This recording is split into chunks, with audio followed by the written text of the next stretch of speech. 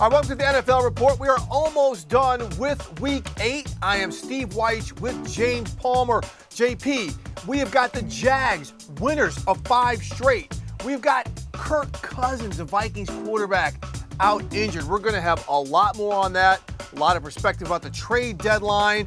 We also, Mark Ross, former executive with the New York Giants and Eagles, he's going to help us walk us through the trade deadline stuff. And, of course, Jeff Chadia's first read.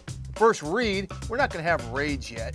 And Jane Slater also coming to talk about the Cowboys. Will they be active at the trade deadline after they just drubbed the Rams? But, JP, it's also the eve of Halloween. All right, so that's right. Saturday, Dee and I went to a Halloween party. You know, I don't really like to come out of character much, but I did put on a Jack Skellington costume, and got rave reviews. Got rave reviews about that. But what about some of your great Hollywood memories, whether they be a long time ago or something pretty current, bud? I have to say, this is the number one holiday in the Palmer household. My wife, my son are just obsessed with Halloween. I mean, our house is insane right now. People do Christmas lights. See, we got purple lights all throughout the front of the yard right now for Halloween. I remember back, though, one year I played ice hockey as a kid. I thought maybe if I was a hockey player, wore my rollerblades, I'd cover more ground, fill that pillowcase up, and really just take care of business in the neighborhood. Well, you know, like Philadelphia, man, the sidewalks are all cracked, all destroyed and everything. I was left in the dust by all my boys. Like, I was way behind. They're going up to houses. I'm getting wrecked. I had to kick the skates off and try to catch up. It was a great idea. It did not work.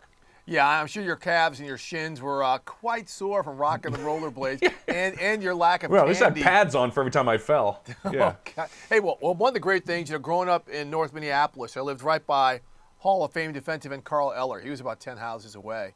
So, like, the coolest thing, like, you never approached the big house in the neighborhood except for on Halloween. And he or somebody in his house, it was a long time ago, they'd hand out autographed pictures. And back then, that's when the football players took pictures, like, with their hands over their heads. Oh, let's go. That's great. You know, Frankenstein look. So, Carl Eller, him and I talk about it when I see him at the Pro Football Hall of Fame. One of my favorite players ever, number 81 for the Purple People Eaters. Go ahead, JP. Andre Johnson used to give out old receiver gloves with the candy down in Houston. It was awesome. He'd collect them all from, you know, up until Halloween, and he'd give them out to all the kids. I remember him telling me he was so excited, Dre, in that monitor. I'm gonna give out my gloves. It was great. Had to be the best Halloween treat ever. But JP, let's get to Week 8 because we had some big wins and big losses, which really could impact, you know, not only the standings but maybe the psyche. So let's start this segment off with bigger news. The 49ers getting dusted by the Bengals for their 3rd straight loss, or the Bengals looking dominant in their 3rd straight win, all of which have come over NFC West teams, by the way. I'm going to say the bigger news is, this might be out of order, but the bigger news for me is Cincinnati coming out and playing the way that they went and took care of business out of this bye. And number one to me was Joe Burrow and the way he was able to move, the way he was able to use his athletic ability. I don't think people understand, Steve, how athletic of a player Joe Burrow is. When I've talked to people in Cincinnati, they're like, at practice, he's been clocked at 21 miles an hour. I mean, that's moving. Like, he is dynamite on the basketball court when he plays against teammates. And he focused this past offseason on his athleticism and his explosiveness. The calf injury happened. We weren't able to see any of the work he put in this offseason because that was his main focus until this game. You saw some explosiveness from his lower body. Him go out there and run for, I think, 4 first downs in this game as well. I think he rushed for like 44 yards, but also obviously throwing the football all over the yard. A Joe Burrow that is healthy, playing the way he's played. I think the last 3 weeks he's completing almost 78% of his passes, which is just astounding. This was a game, to me, the biggest news was a Super Bowl contender is back playing like one, and an MVP candidate is back playing like one. Joe Burrow, 28 of 32. Folks, that's only 4 incompletions. Is that good? Yeah, that's not bad. 3 touchdowns, 134.8 passer rating. He was amazing, the way he was moving around the field, and then he'd get up with that killer. He had it back. I mean, you could tell he's healthy. He was feeling it. He was amped. Hey, but this is why the Bengals are going to be dangerous moving forward. Their defense looked back. Their defense looked like it was yeah. how we are used to seeing it. And you even saw Lou Anarumo barking at some players or some coaches for the Niners at the end of the game. Let's go, Lou. With the way his front played. They were all over Brock Purdy. He was under constant pressure. And then the linebackers. Logan Wilson. Look at this play here by Pratt. That's the play of the day. Unreal. And, Kyle Shanahan said a huge mistake by Purdy. You see where they are. They're in the 10-yard line. But the way their defense harassed Brock Purdy is why folks should be very high on the Bengals, but also the 49ers. Brock Purdy, look at all the giveaways he had. This is a concern because over the past 3 games, including Monday night where he had some picks, he has not looked right. Now, Kyle Shanahan has said, JP, that Purdy, some of these were miscommunications with receivers. He's tried to force a little bit, but he didn't seem to be seeing things the right way. And this could be something, and I haven't talked to anyone yet, where without Deebo Samuel in their teams are taking away his first read.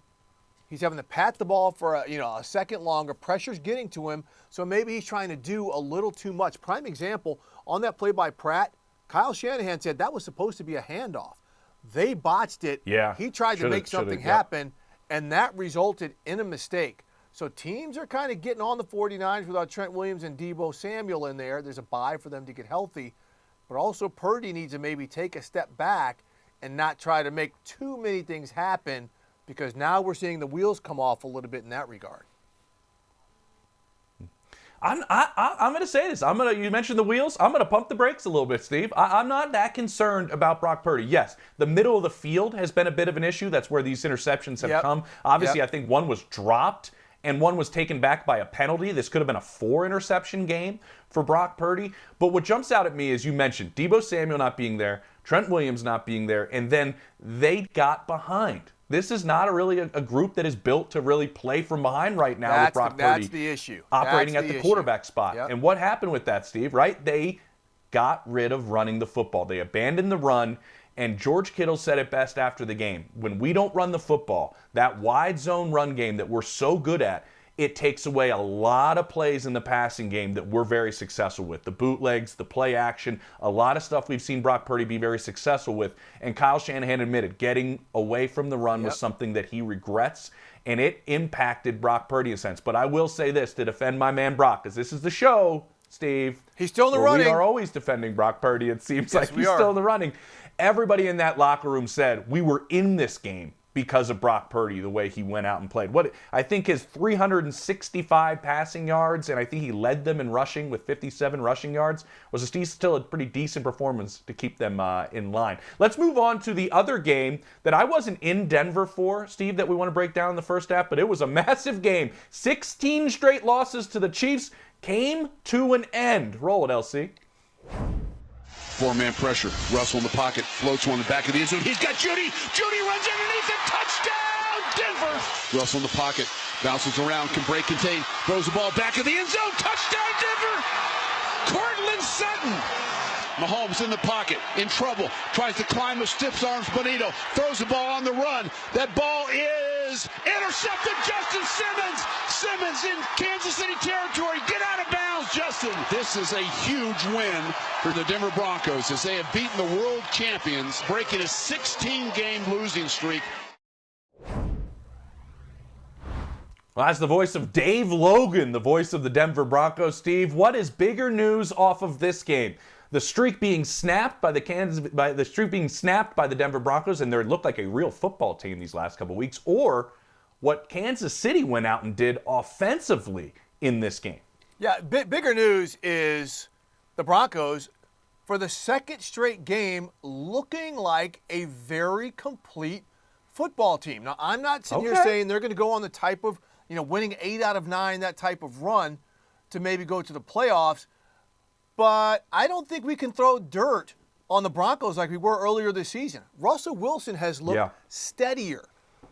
The overall offensive functionality has looked far more Sean Payton-like, in rhythm, mixing up the run and the pass, not putting too much on anybody. But, JP, it has been this defense that had been a train wreck early in the season, which has made the Broncos look legit. I mean, they were all over Patrick Mahomes. They were hitting Mahomes like I haven't seen Mahomes get hit all season long. They seem to be confusing him a lot in the secondary. And remember, it was just a couple weeks ago, James, as I throw it to you, we didn't think this defense was going to be much and that they were going to start unloading players at the trade deadline, which, of course, is Tuesday. Steve, they weren't going to just unload players. There were rumors, remember, going into that Thursday night game in Kansas City a few weeks ago that they were maybe unloading their defensive coordinator in Vance Joseph. I mean, this team was historically bad through the first portion of the season. And I think, you and I know VJ, and he's got a great smile, and I think that smile's probably ear to ear right now this week because he has figured out how to get this group playing together. It took a minute. What don't we have in the NFL, Steve? Patience doesn't really exist anywhere. And it took a minute to get what they had in the previous regimes with kind of that Vic Fangio style to what VJ runs, which is a little more aggressive, blending it together. When I talked to people in Denver last night, it was this. We are now finally figuring out how to play within this system, play as a whole as a defense, and what they were able to do in this game was cage Patrick Mahomes. Mix things up on all three levels, have a spy at times on him. You can't get too wide, right, or else he's going to find those lanes up the middle. Their pass rush lanes were really well spread out and really well put together. I thought the world of the way this defensive performance was, and real quick, I'll just say, not a whole lot of panic for the Kansas City Chiefs in my mind. It's not bigger news. You have the game in Germany coming up, against the Miami Dolphins. That's a team you got to prepare for like crazy. And you just, a week before a game I was at, you beat the Chargers, and it seems like you have the division locked up. This was kind of that game to where maybe you made a little bit of a slip up in terms of how you evaluated the Denver Broncos. Neither one of us now think much of the NFL world is too worried about the Chiefs. You know who is worried? No. Folks who might be on the move. And when we come back, we're talking trade deadline and this injury to Vikings quarterback Kirk Cousins. We've got Tom Pelissero and James Slater joining us on the NFL Report after the break.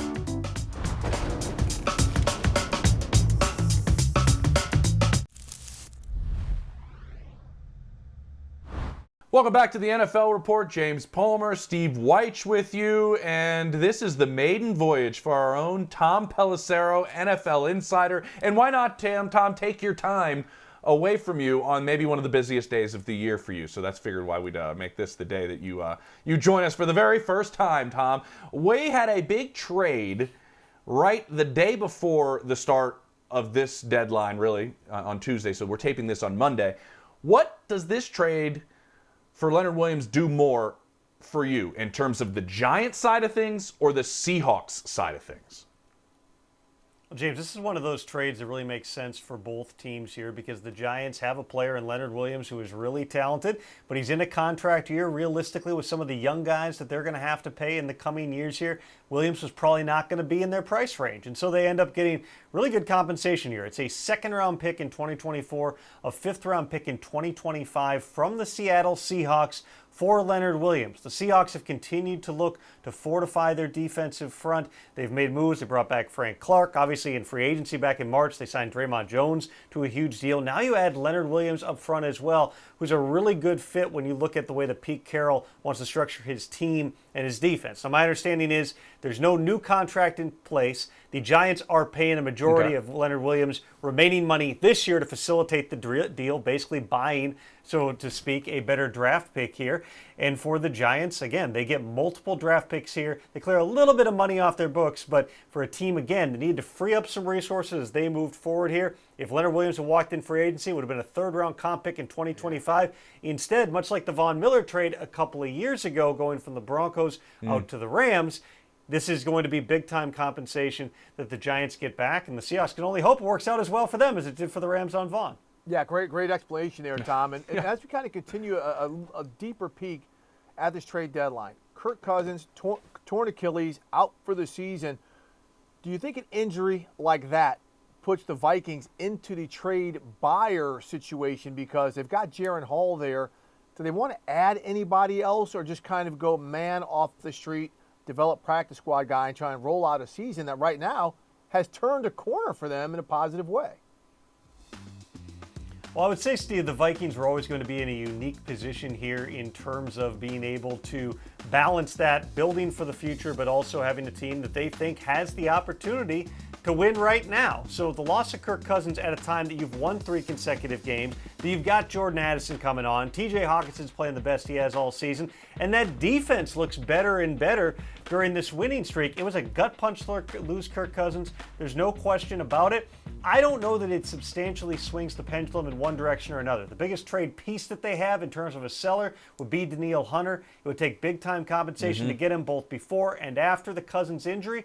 In terms of the Vikings going out and getting another quarterback, I would just tell you that's what they've been talking about since Sunday night through the day on Monday. What makes sense for them to bring in a veteran here? At minimum, they need another quarterback in the room until Nick Mullins is ready to come off IR, which is probably still a couple of weeks away. One way or another, based on where we are right now, the challenge of getting a new quarterback and a new system up to speed, I would anticipate you're going to see Jaron Hall, the fifth-round pick from BYU, getting his first NFL start on Sunday against the Falcons.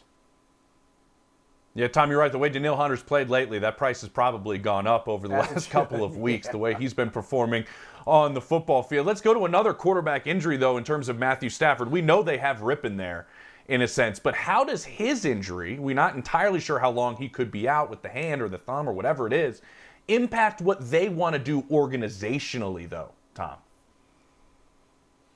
Well, we know that the Rams have a quarterback in Matthew Stafford who is willing to play through just about anything. If he can functionally be out there, he'll find a way. Having said that, there's not a lot of quarterbacks, and we see a few of these a year, who hit their thumb that hard on a helmet on their throwing hand and are able to get back into the lineup immediately. They do have a backup quarterback in Brett Rippon who they like. I would anticipate that they would probably be playing him in the short term here if Matthew Stafford ends up missing times. In terms of organizationally, they're another team that when you look at their roster, they got those veteran superstars, guys like Aaron Donald and Cooper Kupp. Matthew Stafford is certainly on that list as well, but they started to move on from some other pieces this past offseason, trading away Jalen Ramsey, trading away Allen Robinson, trying to free up resources and going with a really young roster. It would take a lot, you would think, to get one of their superstar players out of that building with the Rams here, but when you're in a position like they are, coming off a tough loss to the Cowboys, looking upwards at the top of the NFC West, but still in striking distance with a really good coach in Sean McVay, there's a lot of different opportunities here. I would just tell you, I have not heard of the Rams actively pushing or shopping anyone to this point. I've also not heard that they are doing what they've done so many times in the past and aggressively trying to deal future picks to bring in more talent. Yeah, Tom, it'd be real interesting to see if somebody calls about Cooper Kupp or Aaron Donald, and Donald does have a no-trade clause, to see if they move off of him, depending on the severity of Matthew Stafford's injury. Tom P., we know you are super busy right now. We appreciate you taking a couple minutes. Got to have you back on the NFL Report soon. But go. Did you have go fun, ahead. Tom? Did you have fun? Stuff. This is great. Love it. Where else would I want to be? Yeah, I could tell. Thanks, guys. I could see it on your face. I could see it on your face, Tom. Now, one team that we heard is not going to be that active is the Dallas Cowboys at the trade deadline. But here's Jerry Jones talking about that a little bit more. And you add in what the way he's moving the ball, making plays with his feet, helping overcome for the running game that has not been there as you guys hope. I just want y'all to keep making him mad. No, seriously. It motivates him to be challenged. And he practices that way, and I'm just glad that our fans in particular, but that everybody can see when he's got some things working for him. And then, of course, our defense, special teams backed him up out there today and gave him a lot of opportunities. So just a great game to have for our fans here at home. All right, that was Cowboys owner and GM Jerry Jones talking about his quarterback, Dak Prescott. But we're here with Jane Slater not to talk about Dak Prescott, but about their future moving forward with potential trades. And Jane, do you expect the Cowboys to really be active in any way in the trade market? I don't, although I would go ahead and just give this a little bit of a disclaimer. I said this in the offseason, and Jerry went out there and made trades for Brandon Cooks and Stephon Gilmore. And the Trey Lance deal was so out of left field that he didn't even consult his head coach, telling us he doesn't need to. Now, they got him for a fourth-round pick. And interestingly enough, as we're talking a little bit about the Minnesota Vikings situation and Kirk Cousins, I did do my due diligence and at least reach out to the Cowboys and say, have they picked up the phone about Trey Lance? The answer was no. I said, do you see yourselves possibly entertaining that? Because obviously you've got a Dak Prescott that's playing well. You've got Cooper Rush that's under contract for the next 2 years. I was told, quote, anything can happen, but basically what they're saying there is they would have to give them up a lot of things in order for them to pick up Trey. I don't think he's necessarily a huge leverage piece for the Dak Prescott extension, but it does help to have him there when you're talking to France, who is essentially Dak Prescott's very hard-nosed agent. I still think that would be a little bit of a stretch even for Minnesota, though, given his lack of NFL experience and not getting a lot of reps even in Dallas. So I don't see that happening. I'd also like to put to bed, we talked about this on the Insiders earlier. What about Derrick Henry? The Cowboys can't seem to get their running game going. Derrick Henry would cost them a lot. I don't see them making that move, and he's not exactly a young buck either. You just moved on from Ezekiel Elliott for that. And then Patrick Surtain was another one I saw kicked around. Another one I think that the cost would be a little bit too high, and I think they like the production they're getting out of guys like DaRon Bland, who now is tied for receiving touchdowns on this team. You've got Jordan Lewis, and you've also got Stephon Gilmore. Let's go back to DaRon Bland, Jane. I mean, I love when we talk players that are just playing out of their minds and are not the household name outside of the fan base that they play within. What has DaRon Bland done? Because he's had to do a lot of different things in terms of the way he's been moved around within this defense. Yeah, I mean, they've moved him from the inside to the outside, inside, outside again. And I certainly think he had a really impressive rookie season, but I don't think they expected him to do as much as they're asking him to do this season. He does seem to be a little bit of a ball hawk at this point. And, they got him in the 5th round. I actually caught up with him post-game yesterday, and I said, do you have a little bit of a chip on your shoulder? Do you feel overlooked? And he essentially said he did. He was a guy that started out at a small school that went to Fresno State. But again, that is kudos to the scouting department and guys like Will McClay. A lot of Cowboy fans want to go ahead and knock the Cowboys for not making a lot of these trades or big moves. But look at a lot of the guys that they draft and develop and then re-sign. That is what they love to do in Dallas. They don't have to give up a lot of these picks that they covet. And DaRon Bland proving to be one of those. Yeah, and Jane, for the folks in the podcast, they can't see it, but your pup is waking up, and he's having a really good stretch right there. Got some action back there. But real quick, you talk about DaRon Bland, having the cross chain from slot to the outside. Remember, his first game back was right when Trey Diggs got hurt. They move him outside. He gets roasted, and now he comes back. He's been fantastic since. But what about what Dan Quinn and the guys in the defensive staff have done in moving pieces around? Because we've seen Marquise Bell, a safety, who now is essentially the will linebacker for the Cowboys, and what that versatility helps them do when they come to match up a lot of these teams that go empty set or sometimes go heavy in the backfield. I'm not checking out of that conversation and saying I'm bored, I'm on my phone, but I wanted to. There was a screenshot last night where they had Dan Quinn. Basically, it was right before that Parsons hit on Stafford, and there was this really interesting alignment. And I reached out to a buddy and I said, what are they doing here? I've never seen this. And they said it was a 4-man rush, not even a blitz, dressed it up with really wide splits. They played man coverage behind it with a free safety deep, giving Parsons space and trying to isolate him on the interior offensive line. But I don't know if I can even hold this up. It's Chuck Cooperstein, who's here in the market. It is the wildest lineup that you've seen of the defensive players, but just kind of going to what you're saying, just the innovation of Dan Quinn. Again, I don't know if that probably didn't turn out great for you guys. It was awesome. No, it was great. People certainly can't see it on the podcast, guys. But, I'm a fan like you, and I love, we keep talking about Dan Quinn is an old dog who's come up with some new tricks, and it's working in Dallas. Well, speaking of old dogs and new tricks, again, your pup behind you is absolutely starting to do some of those tricks. Jane Slater, absolutely great stuff. And JP, as we head to break, is Jane Slater the queen of either the text or the screenshots on the NFL Report? We love you, Jane. And when we come back on the NFL Report, we'll have more moving forward as we conclude Week 8. Look forward to Week 9.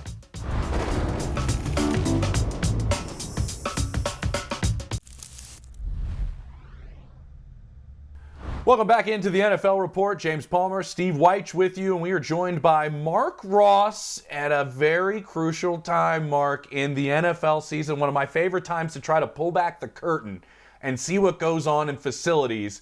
And you've been there. You've been in those rooms. You've been in those conversations. What is going on across the NFL right now as we're leading into that trade deadline? What happens behind closed doors and how active is it going to be? Well, James, first of all, you should have a plan throughout the whole season. You're constantly evaluating your team, your pro personnel department, your coaches in conjunction with your GM are constantly talking about your team and making moves, guys on your practice squad, evaluating players on other teams so that you know, how can we get better? Do we need to get better? Do we need to give these young guys a chance that we have here? Where are we as a team right now? Where are we trying to get to? So it shouldn't be, oh man, we're here this week, today and tomorrow. We need to go do something. This should be a constantly evolving situation with your team and with your personnel department about where you are and where you're trying to get to. And now with that, it looks like some wins and losses and where you are in the season now dictates a little bit of it. Wish they would move it back a little bit to give teams a little bit more time, but that's a whole other discussion we can get into. Oh, you're talking Major League Baseball. Yeah, but really that's what you're trying to do. And really it's taken off the last couple of years. Back in my day, we didn't really even pay attention a lot to the trade deadline. And even in 2019, 2020, there was only 2 trades for the whole time. Last year they crushed it where it was 12 just on Tuesday alone. So it seems like teams now are more willing to take a chance and go all in to find that guy that can get them where they need to go or stock draft picks for the future. Yeah, and Mark, we've already seen some trades leading up to the deadline. I mean, Leonard Williams just got moved from the Giants to the Seahawks. We saw Kevin Byard go from Tennessee to Philadelphia. These are guys with expiring contracts, and they're on teams that are struggling, sending them to competitive teams. So tell me this, if you're a seller, right? We keep on hearing the Washington Commanders, like they could be sellers. What does that do to the morale of the guys who are left behind and the coaching staff left behind, knowing they're under some directive to start parting with players who they once thought they could build their future around? Yeah, you just mentioned the Leonard Williams trade, and Seattle is going to get him because we're close, we're winning the division, we're going to go win a Super Bowl. Whereas the Giants we're not very good right now. We just lost that thriller to the Jets, and maybe we need to move this money, and we're going to lose Leonard Williams at the end of the season anyway. Let's go get him. So, yes, you mentioned the morale, and I've been on 2 teams, one with the Eagles, one with the Giants that was 3-13, and there is no such thing as tanking. These coaches, these players, they have so much invested in every single snap where it could be your last. These coaches know that their resume is out there every single game they go coach. So I've never been a part of, even on those teams where we're giving up this season. But now you see this indication here from ownership and the GM or the coach of the Giants or whatever team is trading away star players. And yes, that's sending a message saying we need to move on. And they're looking at the bigger picture of the team, which they have to do. But these other players don't care about that. I'm sure every single one of them want Leonard Williams and the Giants to be a part of that team because they think they give him a better chance to win. And then once you start seeing that happen, and again, I've been on those 3-13 teams, the more that season goes on, those other guys are kind of checking out, like, where are we really trying to go? So, yes, that's a real thing. These guys are professional athletes, but they're also real people, too, and they see what's going on. You see what's going on, Mark, and then you start going, well, I better put some good film out there for the 31 other teams as well. As I'm looking out for me and my family, too. I mean, that goes on as well. And you start having guys sometimes, right, Mark? Like, then you play out of the system, right? And the guys are trying to go do something different or do something extra. Or it's interesting to see what happens to some of these teams in the back half. Where we're at right now, though, and let's move to a team that has made, we'll see, a change at quarterback with the Tennessee Titans and Will Levis, what he was able to go out there and do in his first NFL start with 4 touchdown passes. Do you see what he's doing as something now that they need to change their philosophy and where they stand in this season as we're talking about where teams evaluate themselves and go, Mark, maybe, all right, let's evaluate Will Levis at the quarterback position because maybe we're not winning the division, maybe we're not a playoff team. Let's stick with him and figure out if we have a quarterback. Well, no doubt that, and when I'm looking at this team, and look, Ryan Tannehill, as much as we love him, the guy's been struggling the last few years. Even when they were at their best, it was all about King Henry setting records and winning games, and Tannehill just managing the game. Okay, you go draft Malik Willis for a reason because you want to get better. Well, he seemed not to be the answer after playing, and now you got Will Levis. You drafted him for a reason. And then yesterday, you saw those big-time flashes of why they drafted that young man. So now you have to give him a chance to play. In the NFL, it's all about consistency of, do you consistently do good things well, or do you consistently do bad things well? And a one-game sample size is not enough for Will Levis. As wonderful as he looked yesterday, you have to let him play. You have to see how these defensive coordinators are going to react to what he does, and if he can adjust. That's what it's all about being okay, average, good to great in the NFL, is how consistently well you can do great things against defensive coordinators and other teams once given that opportunity. So when I'm looking at this team, you have to give him a chance to wrestle away, ride with the ups and downs and the good and bad, so you know where you are next year and you're preparing for the offseason of what you have. Unlike a team that we just saw with the Atlanta Falcons, who maybe waited a little too late to see what they had in Desmond Ridder and kind of fooled themselves into thinking he was the guy because of the short sample size that they had. So two different teams, two opposite philosophies of, hey, now you have a chance with Tennessee to see what this guy is. Go play him. Where the Atlanta Falcons are, I don't know if we want to touch on that, Steve. Oh, no. We're touching on this. Go ahead, JP. Yeah. Before we move on to the Falcons, I really want to, but real quickly, I want to ask you, Mark, when you're saying you really want to take a good look at a guy like Will Levis and you want to put him in a good position to succeed, when you have a veteran receiver like DeAndre Hopkins that can really be a comfort blanket for a young quarterback, but he's also in a spot where you could move him if you're in this type of transition. What's the better play, in your opinion, to try to keep Hop to help Will Levis grow, or do you look in the more long term as well, and he's somebody that maybe has some value on the market at the deadline? Well, I think yesterday's game was an indication of what they need to do. I mean, because D-Hop, it looked like the vintage D-Hop, and he said, no, this is still me right now. That's not vintage. I can still do this. And then you got Derrick Henry. I thought yesterday's game, we were just going to see a heavy dose 30 carries a game for Derrick Henry and just limit what Will Levis was trying to do. But it was the opposite approach where he really was airing it out. Those guys were getting deep, on that secondary, double moves all day long, guys running free. So I think for Will Levis and his development, you always want to star a receiver that can bail you out. But it was really about excellent game planning. And he looked confident. He looked confident and he looked like, I'm going to go do this out here. So they still have a chance, and it's not as if you're looking at the AFC and you got a couple teams up top, but they're still relatively in the mix. So see if Will Levis with D-Hop, with King Henry can go get this done. You want to maximize and have as much support network around a young guy as possible.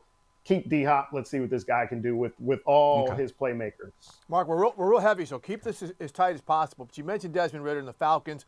Waiting too late to get a look at him. They made a move to Taylor Heineke. Their head coach, Arthur Smith, is playing semantics, gymnastics with whether it's going to be Taylor Heineke or they're going to continue with Desmond Ridder, trying to say, well, we have to see medically because Ridder had a concussion.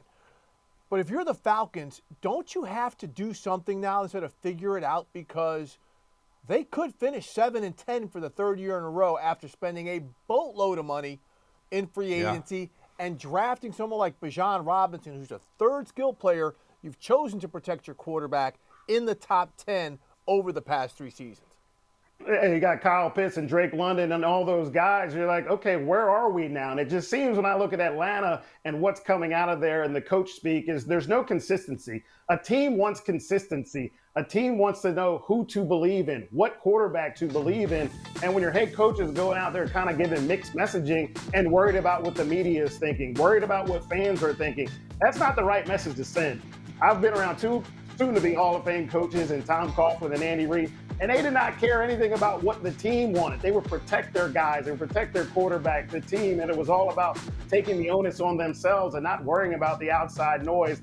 And it just doesn't seem to be that same sort of culture. We talk about culture overused a lot, but that all starts with the head coach, and he's got to set the tone of, hey, this is where we are, this is where we're going, this is our guy, and just be upfront and consistent and honest with everyone going on there. So I don't know what week that's going to happen, but hey, for the sake of the team and the direction you're trying to go, you got to be the guy, Arthur Smith, to set that tone.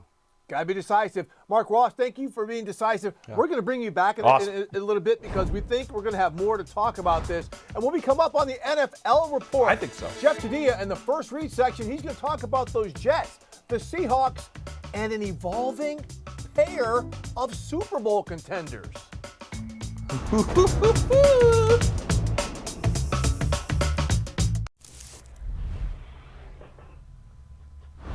We're back at the NFL Report, and although you're watching and listening, you also should be reading. It is time for our First Read segment every Monday with Jeffrey Chadia, and his First Read column is at NFL.com/First Read.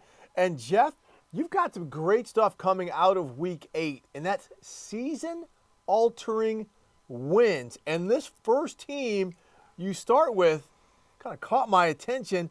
That's your 4-3 New York Jets. Why was this a season-altering win? Let's go.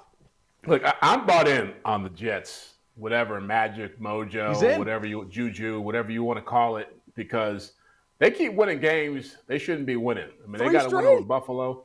Yeah, 4-3, win over Buffalo, win over Philadelphia. They pull out a win they shouldn't have got yesterday against the Giants, and you start looking at their schedule, they could easily be sitting here at 7-5 for the next 5 games with Aaron Rodgers, not just sitting on the sideline throwing passes, but walking in there talking about playing meaningful games again. And so, look, they're playing great defense. Breece Hall has made plays for them. People want to beat up on Zach Wilson still, but he made some clutch throws in overtime to set up that win. Before overtime to get them into overtime, and then he made plays to put them in the field goal position to win the game. So they're doing everything they can. It's ugly, but it's working. It kind of reminds me, Jeff, a little bit of the Steelers, right, this season and what we've seen in seasons past. It's like, just find a way to win. It may be ugly. We'll play well late. We may not do well for 3 quarters, but we'll find something to happen later in the game. They did this against the Broncos. They did it against the Eagles. And now we saw it once again against the Giants. I love you brought up Aaron Rodgers, by the way. I don't think any player on, like, a season-ending, air quotes, injury has been talked about more throughout the course of their time away from the team. But, you know, maybe that is part of the mojo. I've talked to players in that locker room. They think maybe just him being around, throwing the football pregame, you know, keeps some of that juice alive. How about the game I was at, Jeff? The Jacksonville Jaguars go in to Pittsburgh. A physical team, like I brought up earlier, sloppy conditions, and I personally believe this is kind of a signature win for this team because of the conditions I just mentioned. To go and show the rest of the AFC and maybe the NFL that you're a physical team as well and can win a game like this. Yeah, people spend so much time in Jacksonville talking about the offense and Trevor Lawrence and Calvin Ridley that they overlooked the fact that they play really good defense. Josh Allen is having a really good year. They lead the NFL in takeaways, and they perfected the art of winning ugly. And I think people sleep on them because they don't have that signature, blowout Dolphins like 70-20 win over somebody that makes you think, wow, what are we dealing with here? But you look at the way they've won games, they have a really good feel for themselves. They've been banged up. They're going to get healthy again. And quietly, they're the best team in the league that nobody talks about. They're going to run away with the AFC South. True. 5 straight wins, Jeff, and they are tied with the Ravens and Chiefs with the best record in the AFC. So we better start talking about them. And another team we better start talking about because now they're on top of the NFC West, the Seattle Seahawks. Ford in the backfield. Walker's going to throw. Ball tipped up in the air. Ball is intercepted by Love. Love gets it just inside the 45-yard line. The Seahawks defense does it again. Jamal with the tip. The Seahawks now in great field position from the shotgun. JSN, he gets the throw near side. Turns outfield. Got a marker. Touchdown! Seahawks! Jackson Smith and Jigba. And Seattle goes back on top. I mean, Jamal Adams, for those of you on the podcast who haven't seen it, he didn't tip the ball. He headed the ball. Very David Beckham-ish. But Jeff, great. I mean, the Seahawks, they're on top of the NFC West now, 5-2, half game ahead of the 49ers. They go out and trade for Leonard Williams to fortify that defensive front. What can you say about them? I like where they're going, and I do believe that even though it's only the midpoint of the season we're getting to, that being in first place, even by a half game, means a ton to where this team is trying to get to. I mean, you're seeing the 49ers really struggle right now, and the Seahawks, they've got, I think, a lot of the things you want to see from a team that can do some damage in the playoffs. I mean, their defense is getting better. They run the football really well. Geno Smith obviously has had his turnover issues, but he is obviously an experienced quarterback, and they've got weapons around him. I think one of the most underrated parts of what they're doing is Jamal Adams being back on the field.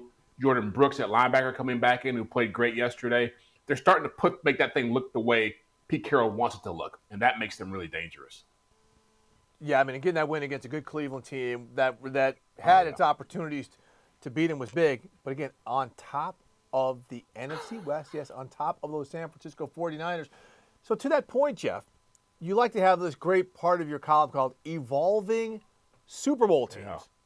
Yeah. Enlighten us on who's on top now, because it's two teams you haven't had in there before. Yeah, I know. I had to bump the Niners out of there and the Dolphins out of there just because of the way Niners have been there all season. I know. They've been sitting. I've been trying to keep them there and keep the faith, but I can't do it anymore. The Eagles are 6-1. They got the best record by a mile. They're playing.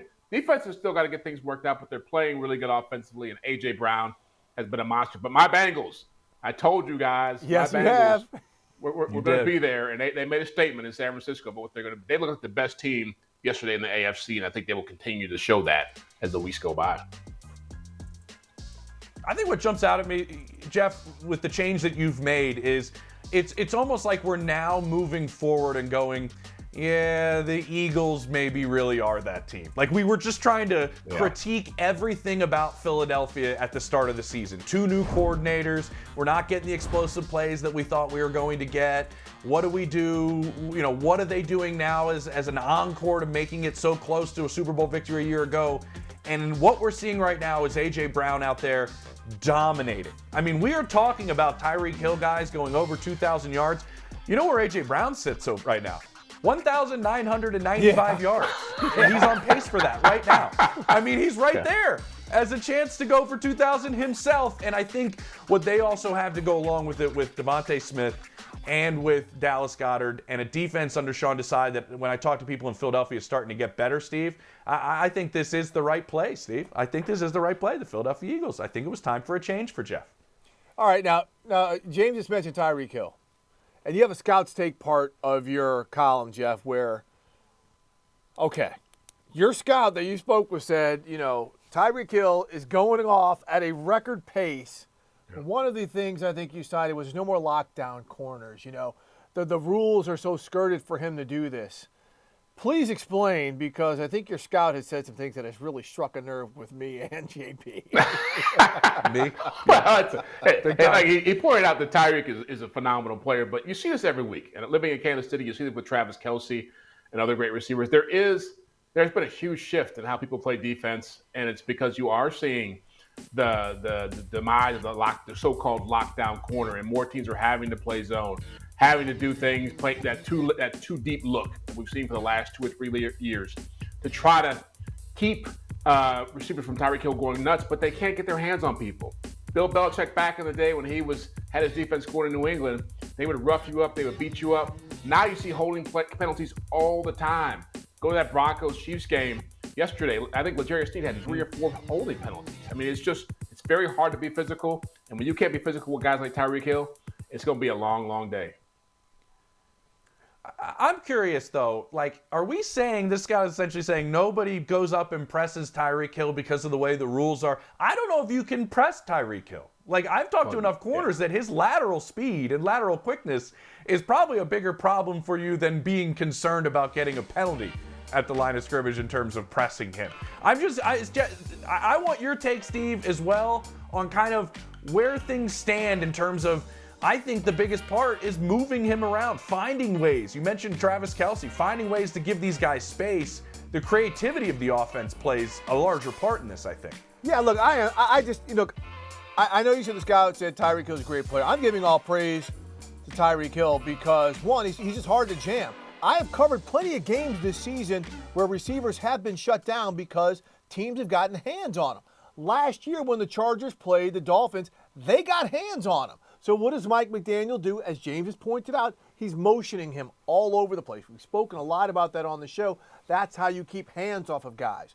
What offensive coordinators are doing nowadays is they're moving guys around in and out. So if you try to travel a corner on a certain player, that's going to dictate exactly what the offense does. So teams don't travel corners as much. To me, it's not a situation where you don't have lockdown corners. I think it is more a situation of guys being moved around a little bit more to take advantage of their skill sets, like Tyreek Hill's speed and shiftiness as to why he's great, and because he is in a scheme with a quarterback where it's all coming together. Jeff, you were a DB. I mean, come on, man. You cannot sit here and say that there are not cover corners out there, especially now since teams are playing three safety with a cover safety or things like this where guys can actually cover and get hands on people.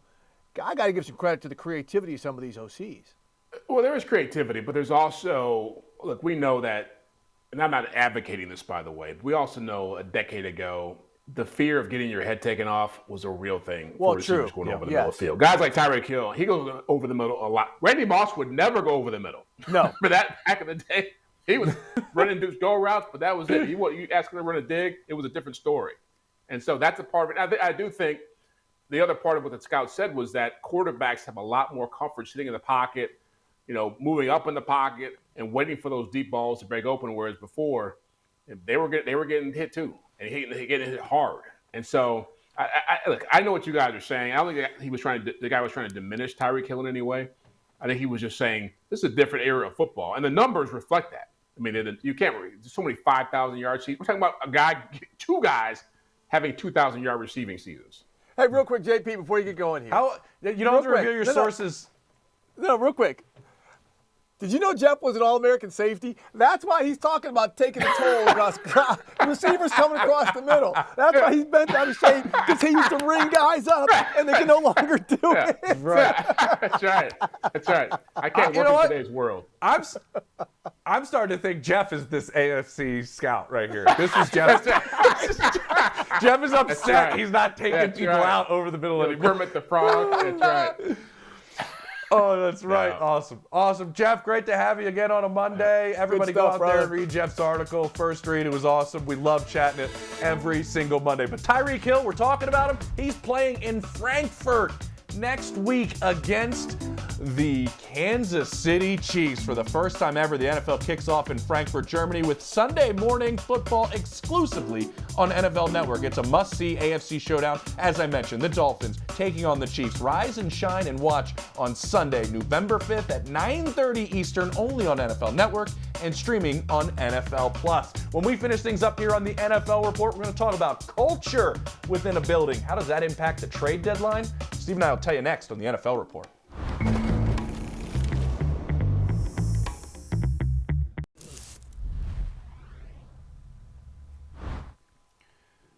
Welcome back to the NFL Report as we close things up with James Palmer, Steve Wyche. We talk about culture, Steve. So much is brought up about culture within the NFL, but specifically with the trade deadline this week. And which teams, in your opinion, have the advantage, not just maybe of an aggressive general manager that tries to improve the team, not just in the offseason, but throughout the course of the year, but maybe has the advantage because he can make any move he'd like because of the culture in that locker room won't be disrupted no matter who they bring in. JP, we've seen two teams who have that culture already do it, right? The Philadelphia Eagles making the deal for safety Kevin Byard, and the Seattle Seahawks making the trade for Leonard Williams on Monday. So these are two teams, and look, when I used to cover the NBA, I covered the Miami Heat when Pat Riley was coaching them. And he used to say this, that you have to have a certain locker room that can absorb change, that can absorb a new player or a player of a different feather like a Dennis Rodman, so to speak. And when you look at the Seahawks, right, they've done it for years because they've got a strong leader and Pete Carroll, safe in his job. John Schneider, a great general manager. And they're almost always in contention and winning. Right now, Leonard Williams is happy. He's going from a losing team to a winning team. Same with Byard. So I look at some of these other teams, Miami, the Ravens, the 49ers. These are teams that could be buyers in the trade market, and they've got the culture established already within their building to absorb guys. One team I'm curious about, Steve, if they're on the cusp of that, is the Jacksonville Jaguars. This past offseason, they didn't want to bring anybody in. They wanted to start feeling like they could just re-sign their own, right? They re-sign Evan Ingram. They're saying who we have is who we have. Now at the deadline, do they feel like with Doug Peterson, a very culture-oriented head coach, do they have the ability to maybe make a move and feel like that can be part of what they do moving forward? I'm fascinated to see what Jacksonville does if they can be part of that group that you mentioned. For Steve Wyche, Jane Slater, Tom Pelissero, Mark Ross, Jeff Chiritadia, everybody that was on the NFL Report on this Monday, we'll see you on Thursday. on another edition of the NFL Report.